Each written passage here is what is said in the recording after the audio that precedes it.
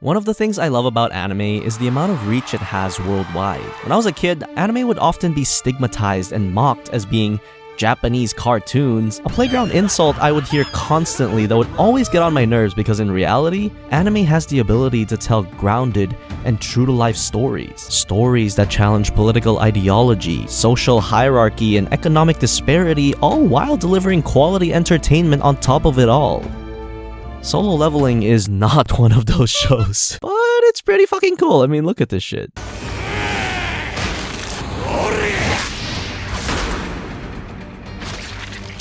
This is why I watch anime. Oh, and hey, if you enjoy Solo Leveling, you definitely love lit RPGs. Lit RPGs are basically books or comics where the whole story plays out like an RPG. So the characters gain experience, they can level up their skills, enter different areas of the world. Very similar to Solo Leveling, and lucky for you, Salvos Curious Beginnings is another amazing title for this genre. Salvos is a demon girl who first starts out like this and lives in a world like this. The Netherworld is a hellscape filled with demons that will attack anything and everything in sight. So for a level 1 infant like Salvos, it's kill or be killed. Throughout the story, Salvos encounters threat after threat, slowly defeating them, gaining skill points, and eventually evolving into God damn! Aside from the fact that she's cute as fuck, I like that the main character actually struggles in battle. In a genre that's filled to the brim with overpowered, self-insert protags, this story does the opposite. Salvos starts off weak, and her path to becoming strong is a steady uphill progress. It's very refreshing to read, and for those of you that aren't fans of reading, Salvos became so popular in the community that they were able to make a full-on webcomic for the book. That's how I read the first few chapters, and I was genuinely impressed at how good the art was. If you're a fan of Solo Leveling, RPG games, or even just fantasy stories with tons of action, check out Salvos Curious Beginnings, a lit RPG adventure. I have it linked in the description, and thanks to them for sponsoring this video. 10 years ago, the world was shaken by the appearance of the Gate. These portals carried dangerous monsters that would bring terror to human civilization. Along with this event came the Hunters, select individuals that were granted special powers in order to fend off the monsters and defend humanity.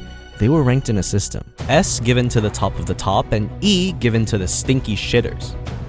Our main character Song is one of those shitters. One day, Song is assigned to a D-ranked dungeon, which is generally good for everyone except him. Because if a bronze new beta scrub like Song is in your lobby, it probably means you're gonna have a cakewalk. Spoiler alert, it wasn't a cakewalk. There were Smurfs on the enemy team. So Song's team gets insta-wiped, he's laying on the floor, no leg, 1 HP, this guy's about to swing his axe right on top of his face when...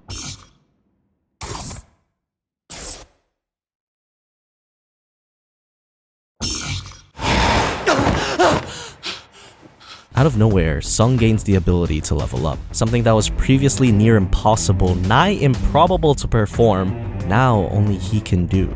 I think you know where this is going by now, let's move on. A lot of people didn't like the pacing of this show. You know how it took me precisely 1 minute and 30 seconds to explain that premise? Yeah, the anime took 2 weeks and 3 fucking episodes to do the same thing. Like, dude, with that amount of time, I could have watched the entirety of Singles Inferno.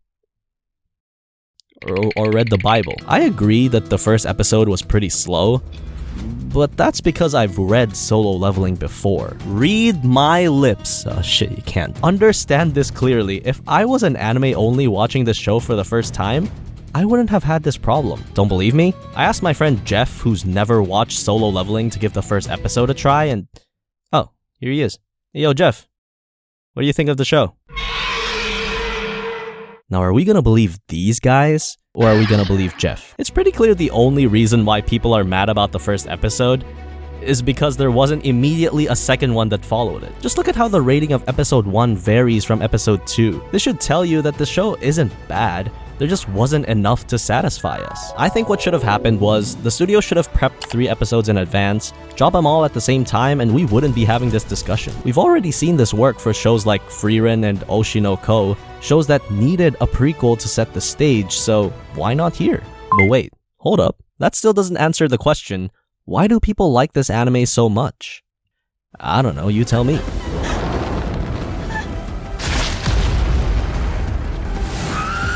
Say it like it is, the show is brutal.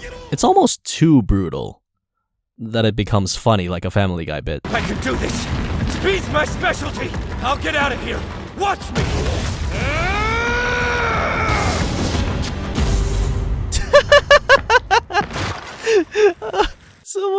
SpongeBob soundtrack on that. You know, the one that goes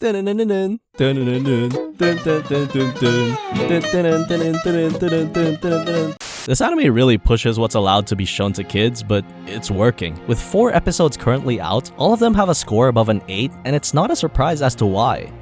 Oh, you actually want me to tell you why? The main character is a generic black-haired canvas that anyone can plaster their face on.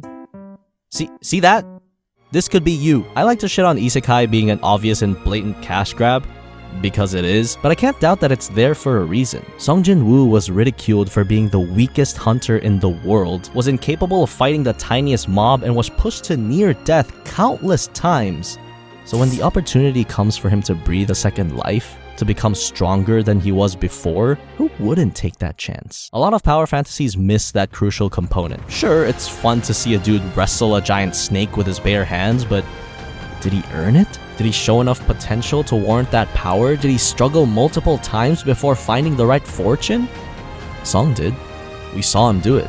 And that's what separates him from everyone else who got in for free. Song is an overpowered main character, but at least he deserved it. He grinds his daily quests, 100%s the dungeons, and levels the fuck up. That's what watching Sam Sulek does to a kid. I can't think of anything more the guy could have done. Hype is a key part of any action-focused anime. Without hype, most shonens wouldn't have had their most iconic scenes etched in the annal of history. Tanjiro in episode 19, All Might versus All for One, or any fucking time Levi is against Zeke.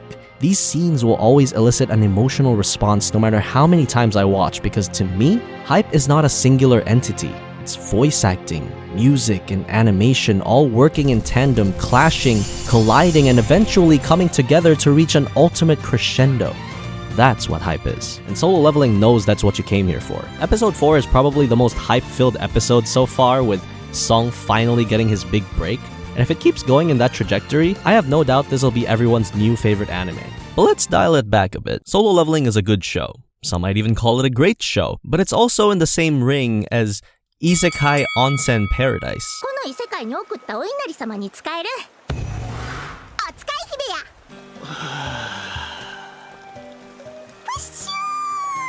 It's like Manny Pacquiao uppercutting a special ed kid. For an anime that's intended to be the standout of the season, Solo Leveling isn't for everyone. In fact, it's made exclusively for guys like these, so I'm shit out of luck. You want a wide cast of endearing characters?